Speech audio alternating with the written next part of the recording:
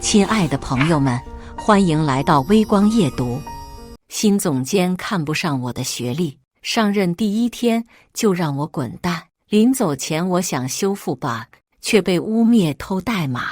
一个2本毕业的，能有多高的素质？后来系统漏洞频出，引发各种连锁反应。筹谋多年的智能汽车业务岌岌可危，总监急忙请我回去救火。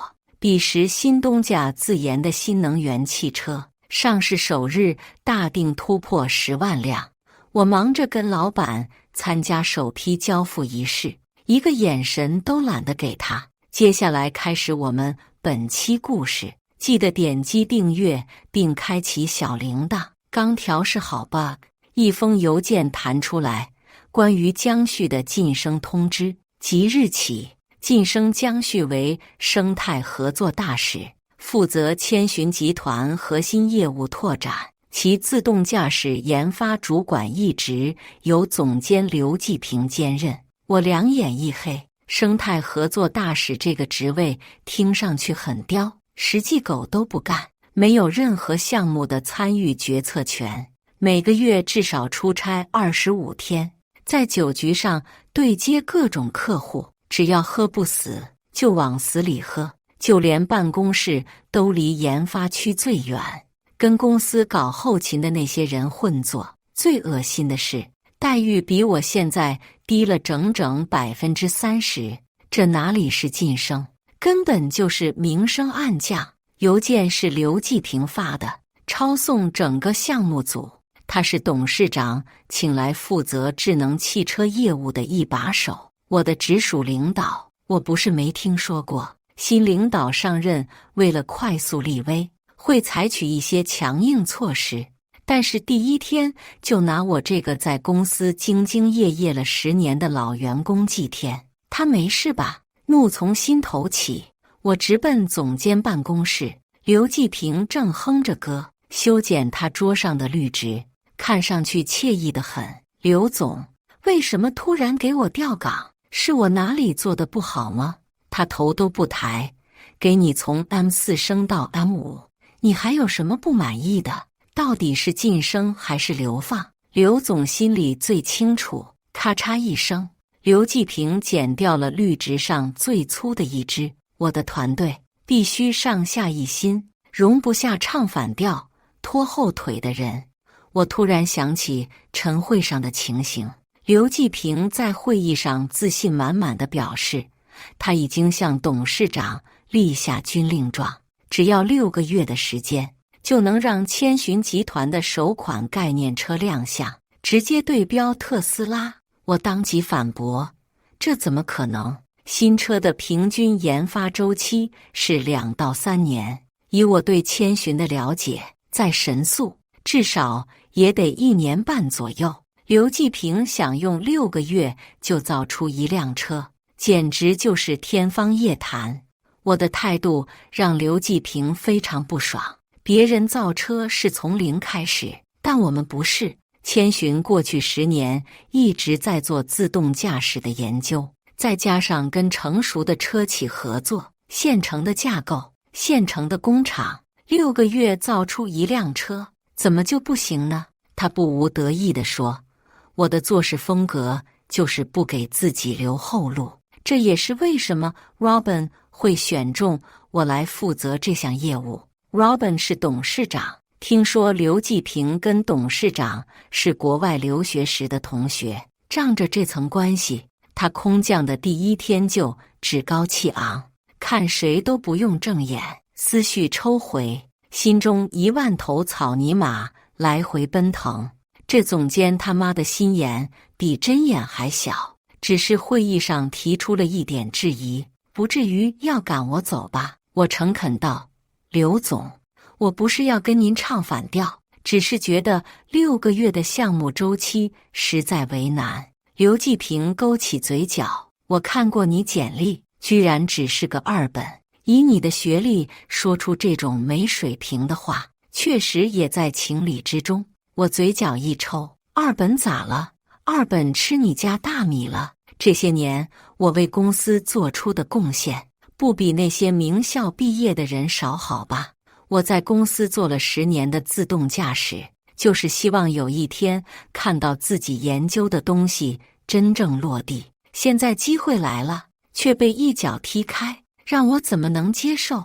我试图再争取一下。刘总，我在公司待了10年，没有功劳也有苦劳。您突然让我离开团队，别人看了难免会多想。他不悦地啧了一声，所以我不是给你升职了吗？否则就你这种人，也配在千寻待着？怒火蹭的一下起来。什么叫我这种人？我是杀人了还是放火了？我忍着怒意，反正我不同意这个岗位变动。刘继平没理会我，而是打了通电话。Sophia， 立刻到我办公室来。5分钟后，公司的 HR 站在我面前，递给我一份协议。这是你的调岗确认书，签一下。我当然不签，那个狗屁大使谁爱当谁去。看我无动于衷。HR 提高音量，根据公司第22条管理规定，不服从合理调岗视为主动违反条约，公司有权单方面解除你的劳动合同。真是放屁，让我一个技术主管去干应酬的活，这也叫合理调岗？我不甘心道：刘总，现在正是项目急需用人的时候，如果我走了，刘继平打断我，轮不到你来操心。Sophia， 招聘工作开始了吗？ HR 立刻变了个人一样，殷勤道：刘总放心，已经在各大平台发出去了。按您的要求，必须是 C9 硕士以上学历，有海外留学经验者优先。刘继平满意地点点头。记住，以后我的团队必须保证名校血统的纯正，不要什么阿猫阿狗都放进来。我脏话差点骂出口。刘继平不耐烦地冲我摆手：好了，这件事就这么定了。如果你不能接受这个安排，大可以直接滚蛋。胳膊终究拧不过大腿，我咬着后槽牙。行，我走。HR 提醒我，那你就是主动离职，公司不会给你任何补偿。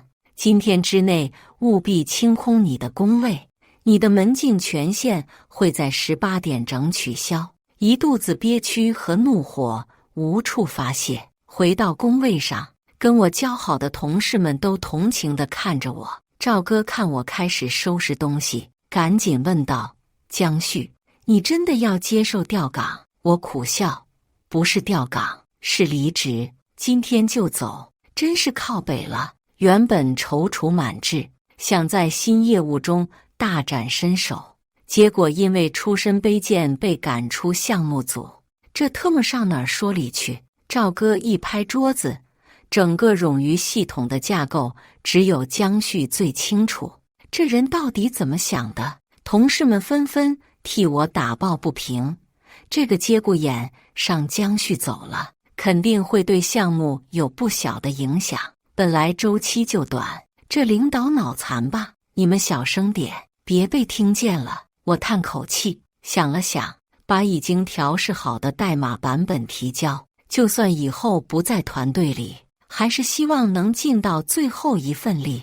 点下提交的那一刻，屏幕跳出弹框，用户权限已失效。就在这时，刘继平突然走到我工位前：江旭，你要干什么？我一头雾水，还没反应过来，他厉声道：公司有规定，离职人员不能篡改、拷贝任何文件和代码。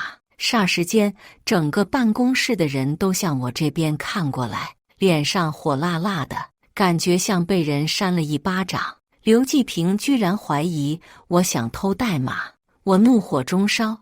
我只是想提交一个漏洞的修复版本，不是篡改，更不可能拷贝。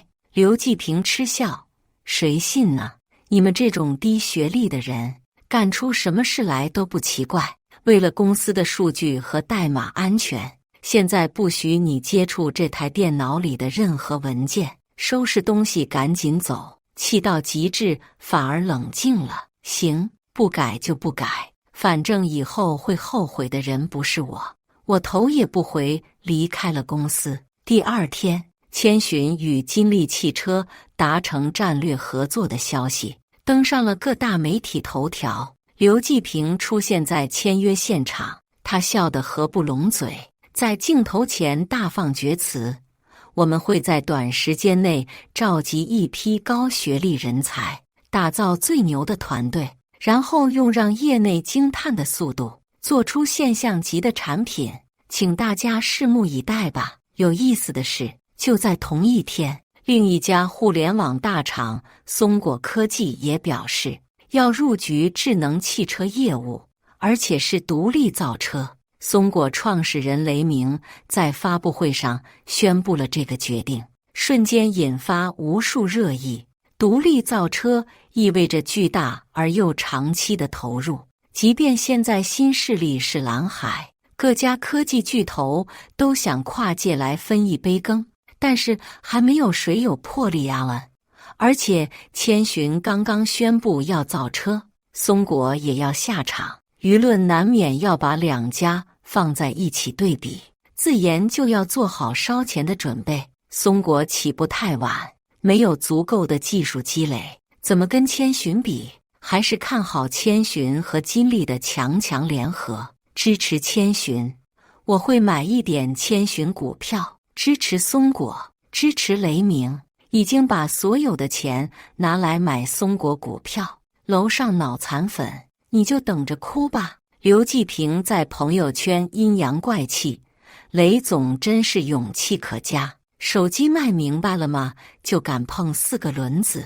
Are you okay？ 不知道为什么，尽管业内都不看好，我却有种预感，松果绝对会成功。我激动的一晚上没睡，连夜就把简历投过去。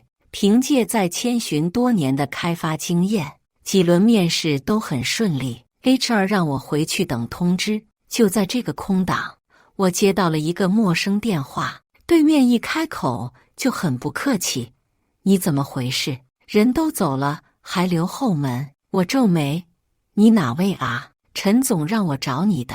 冗余校验模块一直是你在负责，有漏洞你都不修复的吗？赶紧把你的烂摊子解决一下。”我反应过来，原来是刘继平招的新人，真是好笑。当初不让我改，现在我都走了，又叫人来问我，而且还是这种态度。我冷冷道：“我已经离职了，没有这个义务。”新人急了：“现在模拟测试就卡在这里过不去，林董明天要带人来看，今天必须解决。”关我屁事！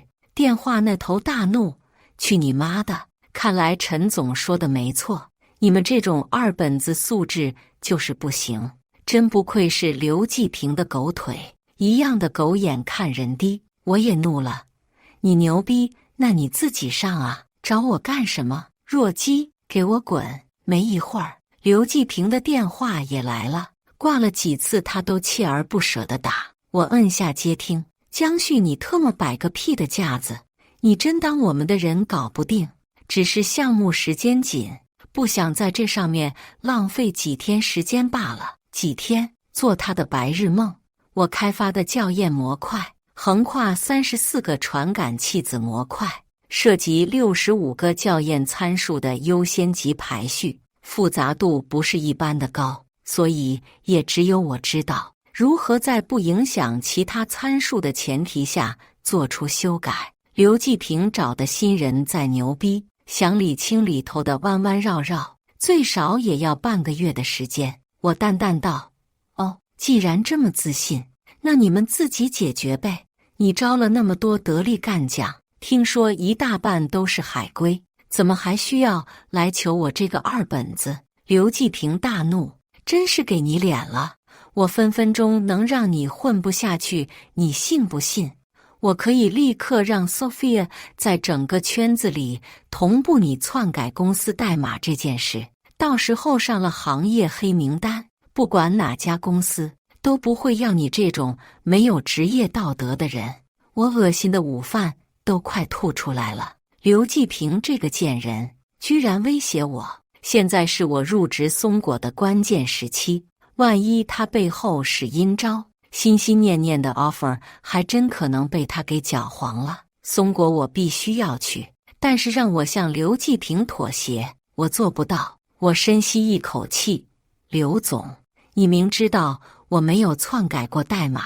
他以为我害怕了，得意道：那又怎么样？我说有就有，你以为自己算个什么东西？要不是你走狗屎运进了千寻，你这种学历的人这辈子都没有机会跟我说话。我好半晌没反应，刘继平不耐烦地催促：一句话，到底能不能处理？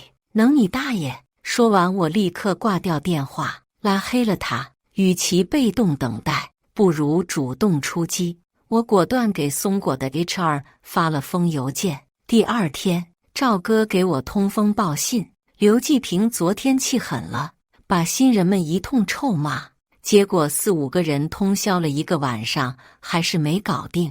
眼看董事长他们就要来了，实在没办法，刘继平让他们把冗余校验模块所有的阈值都调到最大，才通过了测试。我嘴角一抽，这不是自欺欺人吗？演示效果不错。林董当着投资人的面夸刘继平带队有方，他脸都快笑烂了。结果你猜怎么着？我好奇的不行，快说，怎么了？投资人随便改了一个道路参数，系统立刻就崩了。赵哥连声叹气，我特么都觉得丢人，更别提林董了。走的时候脸色那叫一个臭，我差点笑出声。去掉校验模块就意味着破坏一辆车的刹车系统，别说路上有障碍物，就算出现一堵墙，失控的车还是不会停下来，系统能不崩溃吗？刘继平这自作聪明的猪脑子真是活该啊。不过赵哥话锋一转，姓刘的现在肯定恨死你了，当心他找你算账。我稳如老狗，知道。刘继平果然犯了贱。当天下午，关于我恶意报复、篡改公司代码的不实消息出现在各大 HR 群，是松果的 HR 孙姐来告诉我的。江旭，你的邮件我看了，我已经向雷总请示过，公司还是决定给你发出 offer。雷总说他相信你，同时也感谢你选择了松果，期待你的加入。说不感动是假的，唯有更加努力工作，回报这份信任。入职当天，我见到了雷鸣，他身着冲锋衣，比我想象的更加平易近人，而且精力异常充沛，完全不像他这个年龄段的人。他微笑看向众人，感谢各位认可松果，加入松果。接下来咱们的目标只有一个，把车造好，别让支持者亏钱。没有花里胡哨的口号，也没有什么冠冕堂皇的大道理。我站在人群中，起劲鼓掌，对未来充满干劲和希望。而刘继平那边就没这么顺利了。听说在投资人面前出丑以后，他被董事长一顿痛批，在公司里好长一段时间都板着脸，看谁都要骂几句出气。而那个让他头疼不已的 bug， 最后花了大半个月才解决。这也就意味着，本来就紧张的项目时间又要被压缩了。员工们每天要加班到凌晨1、2点，通宵更是家常便饭。短短3个月，赵哥暴瘦20斤，直呼这工作不是人干的。我在松果也忙，但是是充实又快乐的那种。好像又回到了大学时期，每天抱着我的2手笔记本研究各种编程项目。雷鸣作为董事长兼 CEO， 完全没有任何架子，不仅负责公司的战略规划，还会深度参与到产品研发的各个环节。我们的很多次会议都有他的参与。有一次，我俩甚至因为如何避免把水洼识别成坑洞而争论起来。雷总说，雨天摄像头信噪比掉得厉害，识别误差变大，所以还是要依赖雷达反射。我摇头，不行，要让他们吵架。吵架？对，我在白板上画了个三角形，摄像头、雷达、激光雷达各占一角，系统根据天气调整权重，雨天给雷达加30%的权重，但是必须和激光雷达的点云密度交叉验证。雷总若有所思，就像是松果11 Ultra 的后摄调度逻辑，主摄和超广角打架，最后用夜景算法仲裁。我越说越兴奋，最好再加个时间维度的决策，水面反射信号持续时间短，真坑洞的回波则更长。讨论到最后，雷总对我大加褒奖，不错不错，就按江旭说的办，咱们的团队就需要这种经验丰富的伙伴，可以少走很多弯路。我不好意思的挠头，刘继平当初羞辱我没资格跟他对话，也不知道如果他看到我跟雷鸣可以为了一个问题争到面红耳赤，作何感想。说起刘继平，我跟他后来还碰到过一次，那天是部门团建，服务员迟迟不来，我就自己出去拿了2套餐具，没想到遇上了隔壁包间出来的刘继平。他看到我手里的东西，先是一愣，随即爆发出夸张的大笑。江旭，你居然在饭店当服务员了？刘继平身后跟着不少人，他故意大声道：“这就是咱千寻之前的技术主管，别看只是个2本，人家心比天高。”当初宁愿走，都不愿意升职。一群人哄笑起来。刘继平靠近我，江旭，肠子都悔青了吧？被行业封杀的滋味好受吗？我还没来得及开口，人群中一个有些耳熟的声音说道：“切，我以为多厉害呢，原来是在这里端盘子伺候人，原来是之前给我打电话的那个家伙。”我环顾一圈，没有一个我认识的，估计这就是赵哥吐槽过的刘家军了。刘继平用人为学历论，学历越高越得他器重。新来的这批海归高材生，仗着领导撑腰，活没干多少，却个个眼高于顶，看不起团队里的那些踏踏实实干活的老同事。拜他们所赐，公司里居然形成了一个学历鄙视链。留学欧美的比留学日韩的牛逼，出过国的比没出过国的牛逼，C9的比普通高校的牛逼，成天不拼产出，就看谁学校牛，搞得团队里一整个乌烟瘴气。我懒得搭理他们，转身要走，却被刘继平一把拉住。江旭，你现在跟我认个错，或许我会考虑下帮帮你。我嫌弃地甩开，别自作多情，我什么时候说需要你帮忙了？刘继平没料到我是这态度，恼道：“还 TM 死犟呢，活该你一辈子只配待在这种地方。”就在这时，我顶头上司在我背后叫我：“江旭，快进来呀！”咦，这不是刘总吗？吴总走到我身边，刘总跟江经理认识。哦，我忘了。江经理之前也在千寻。刘继平眉头一拧，江经理？对呀，江旭现在是我们汽车研发中心的经理，雷总亲自提拔的。刘继平跟他身后那群人脸色齐齐一变，半晌，他找不似的来了一句：“雷总用人还真是不拘一格，小心项目被搞黄，后悔都来不及。”我回敬他，至少我没让雷总在投资人面前丢过人。刘继平脸顿时垮了，上次的事是他的黑历史，他严禁任何人在公司提起，他死死盯着我，最后也能说一句：“走着瞧。”入职松果的第5个月，我们顺利完成了整个软件系统的整合，比预计的快了整整2个月。雷总在采访时公布了这一进度，并表示对松果造车越来越有信心。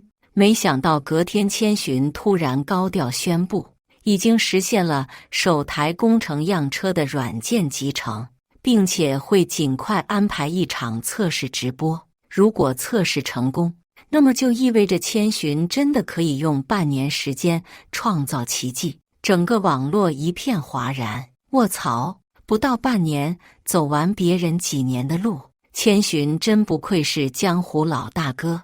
你们不知道带头人是谁吗？刘继平爱，刚从美国回来，履历很牛的。千寻选择了金立的成熟供应链，比起某家闭门造车，高下立判。弟兄们，我就说买千寻的股票没错吧？坐等发财，哈哈！网络上一头倒的吹嘘，让我怀疑刘继平是不是买了水军造势。听赵哥说，刘继平在公司里一再强调，这次直播测试必须成功，尤其要给董事长和投资人重新证明他的实力。千寻直播那天，直播间早早涌入了几十万人等待。等我进去，测试已经开始5分钟了。画面中，刘继平亲自驾驶的测试车行驶在西二旗后场村的一条道路上，提前减速、避让行人、自动变道、路口智能通行、自动泊车，一切看上去似乎都很完美。满屏刷起了千寻牛逼的留言，屏幕切入了一个车内视角的画中画镜头。副驾驶的主持人发问：刘总，您刚刚说这是千寻自主研发的第5代自动驾驶系统，请问有什么不同之处呢？刘继平面带微笑，开始侃侃而谈。可能是因为我在国外留学的原因吧，我这个人喜欢简单，我认为 less is more， 所以我们的系统也一样，摒弃了华而不实的多余设计，算力直接提升 40%， 大大节省了成本。我眉头一挑， 40%？ 怎么可能？除非他在冗余系统上做了大量删减，但是这么做无异于扔掉了一栋楼里所有的灭火器，却指望永远不失火。复杂路况、恶劣天气都可能导致意外出现。我看了看万里无云的天空，怪不得他们把测试的日子选在今天。主持人突然道：但是根据松果昨天透露的信息，他们才发布了3重冗余系统。刘继平笑着打断：恕我直言，冗余是技术无能的体现，真正的智能应该像人脑一样精准判断，而不是靠堆硬件。那你们会不会在其他方面牺牲一些性能？不存在。刘继平一口否认。直播了这么长时间，大家也看到了，我们的智驾系统可以应对所有路况，反应和处理速度更是远超其他所有友商。他越说越得意。其实我们的系统在雨天表现也很优越，不过今天这么好的天气，可惜没机会演示了。话音刚落，一颗豆大的雨滴落在前挡风玻璃上，主持人一愣：真下雨了？天气预报没说下雨啊。刘继平脸上的笑瞬间就有点挂不住了。紧接着第2滴、第3滴，主持人忍俊不禁：刘总，您的嘴是开过光的吧？这下不用可惜了，大家正好可以见识下咱们系统的厉害。刘继平刚刚还不可一世的气焰顿时收敛，但直播间几十万人看着，他还能说不？他强作镇定。不过我还是得说，如果遇到一些极端的情况，那肯定是要驾驶员人工干预的，毕竟连特斯拉也不敢100%保证，对吧？我拿着手机看到他这个样子，差点没笑死。吹牛的时候一副要干翻所有竞争对手的狂妄模样，结果到了检验真假的时候，又开始提前给自己铺好后路。诡计多端的老登，我饶有兴趣盯着屏幕。此刻千寻的拥趸们还在疯狂刷屏。千寻汽车定义未来，千寻牛逼，谁说千寻不行了？谁说千寻也起个大早赶个晚集？这次绝对能打一个漂亮的翻身仗。买车的钱已经准备好了，坐等。千寻牛逼！稀稀拉拉的雨滴渐渐变成了雨帘，雨刮器自动开启的瞬间，测试车突然一个急刹。主持人看着空无一人的道路，满脸莫名其妙，什么情况？刘继平轻咳一声，掩饰道：“可能是我刚刚误触了，没事没事。”他有些忐忑不安地重新启动车辆，结果这次更夸张，车子直接开始抽搐式移动，前进5米，急刹，再前进3米，又一个急刹，后面跟着的车差点追尾，气得疯狂按喇叭。刘继平满头是汗，他开始狡辩，可能系统自动开启了行人规避模式，可他前面连条狗都没有，哪来的人？总不能说是见鬼了吧？主持人尴尬地问道：“刘总，要不咱先靠边检查一下？”此时距离直播开始还不到半个小时，如果就这么突然结束，那岂不是等于告诉别人千寻吹嘘的智驾系统一碰上下雨就不行了，而且还只个小雨？刘继平一咬牙，再次强行启动车辆。这次他关闭了自动驾驶，准备亲自来开，结果车子却开始报警。中控屏幕上的红色障碍物疯狂闪烁，刘继平脸都白了。别人或许不知道这是为什么，我却清楚得很。刘继平自作聪明，删掉了不该删的东西，导致系统把雨帘识别成密集的条纹障碍物，所以才会出现起步就急刹的大乌龙。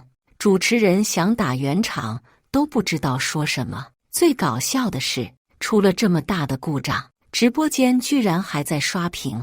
千寻牛逼，千寻牛逼！下一秒，直播猝不及防被关闭，造势了多日的测试就这么草草结束。千寻没有对此做出任何回应和解释。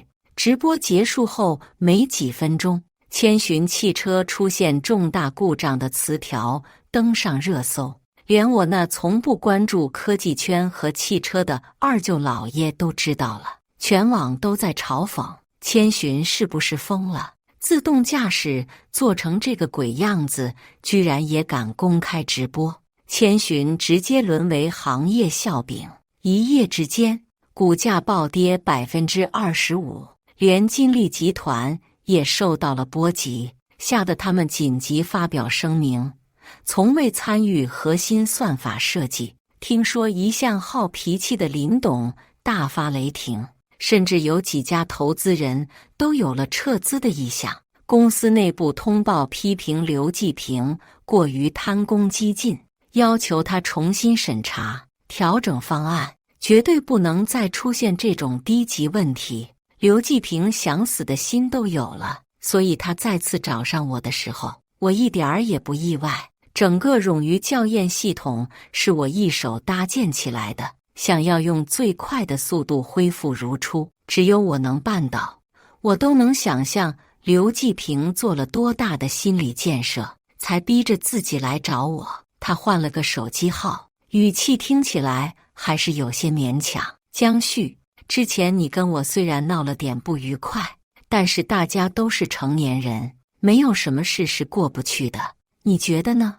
我默默翻了个白眼，这是求人帮忙的态度吗？我不耐烦道：“我很忙，有什么事直说。是这样，我已经跟 HR 那边说好了，你可以重新回来，岗位和待遇都跟之前一样。你看什么时候能来上班？时间不等人，反正你尽快吧。”我承认刘继平还是有点东西的，在恶心人这件事情上，他真是从来都不让人失望。他到底是哪来的自信，觉得我会接受他的条件？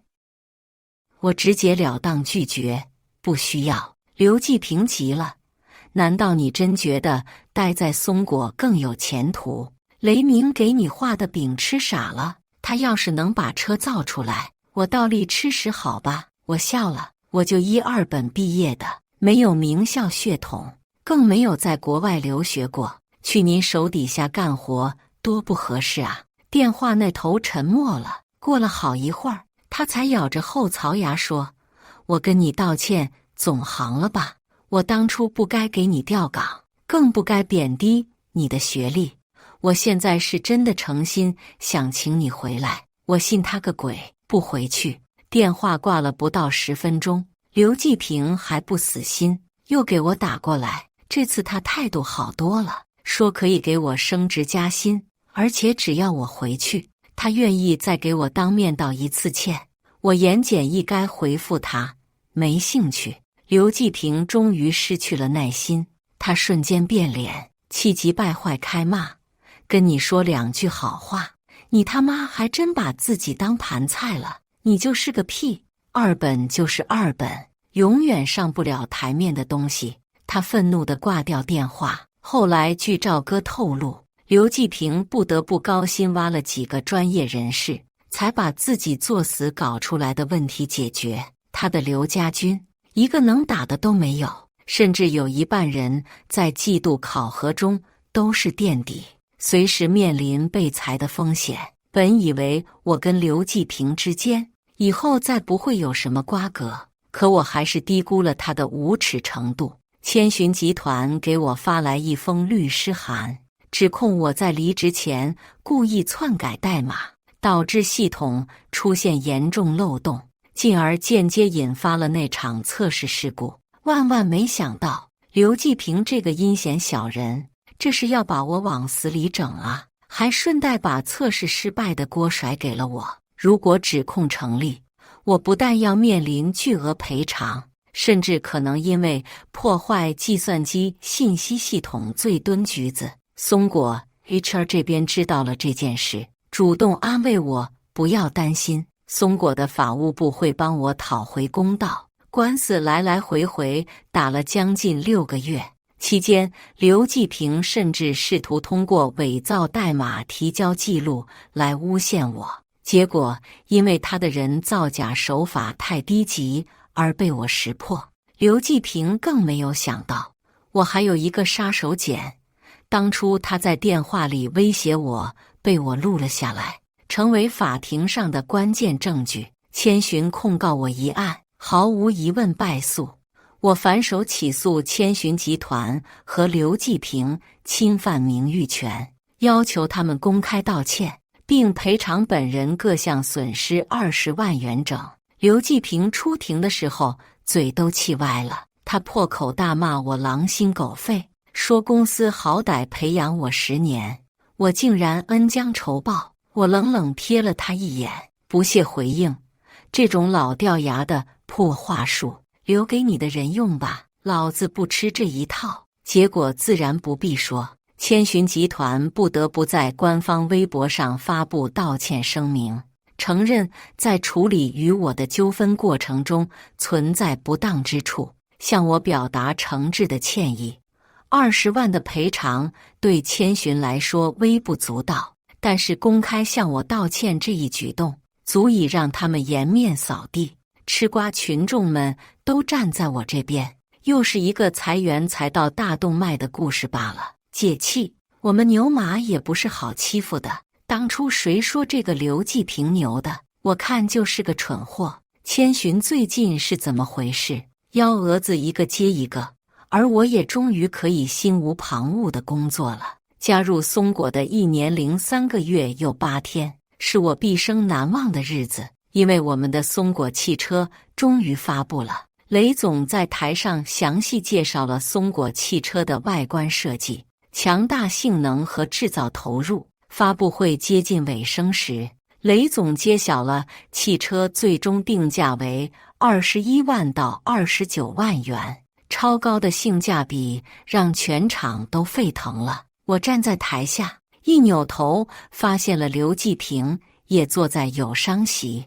不同于别人的激动，他死死盯着大屏幕，手里的矿泉水瓶子都快被他捏烂了。散场时，我俩再次意外碰面，我还没说话呢，他恨恨道：造出来不算什么，卖得出去才是本事。我忍不住笑了，反正再怎么样，不至于就几百台吧。刘继平脸刷的一下就绿了。哦，忘了说，千寻3个月前发布了跟金立合作的首款车型超越01，比刘继平当初预想的时间晚了整整半年。可惜上市后反响平平，每个月销量连200台都没有，让人大跌眼镜。当初几波负面舆论重创了千寻的口碑，再加上千寻跟金立在合作中并没有想象的那么顺利，股权调整、战略分歧、内部管理混乱、拖欠供应商款项，千寻筹谋多年智能汽车业务，在刘继平的带领下，一路跌跌撞撞，屡屡犯错，最终陷入了现在这个尴尬的局面。这时不知道谁突然喊了一声：“卧槽！5分钟大定破万，松果才是真牛逼啊！”刘继平瞳孔一缩，被这个消息惊得目瞪口呆，好半晌他才回过神来，再不敢看我一眼，灰溜溜地离开了。让他更震撼的还在后面呢。第2天，松果汽车官方宣布，首日大定突破10万台，创下了令人瞩目的纪录。松果股价飙升，雷总发文，真心感谢大家支持，我内心是前所未有的满足。在千寻没实现的梦想，在松果终于完成了。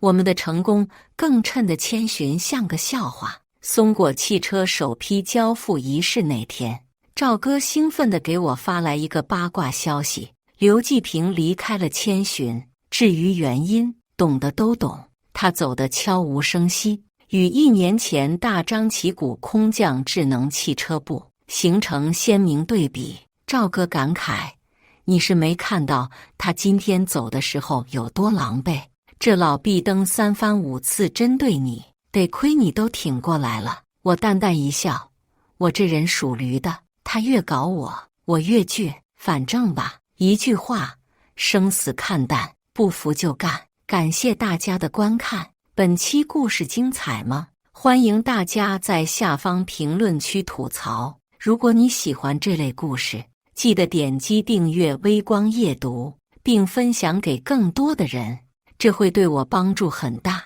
再次感谢大家的观看。